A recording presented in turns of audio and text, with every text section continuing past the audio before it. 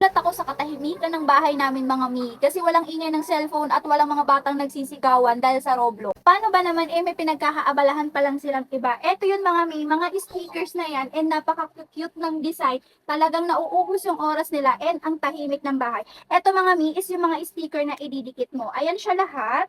Tapos, ididikit mo siya dito sa empty space na to at dun mo siya i-design and may paggagayahan. Nagpapagandahan pa nga sila ng mga gawa mga mi and pati ako nadamay na. Ito nga pala yung gawa ko mga mi. Ayan, perfect na perfect yung gawa ko kasi ginaya ko talaga yung mismong nasa picture. And ito na, ganito yung itsura niya mga mi. Ito yung mga maliliit na mga stickers na isa-isa mong ididikit.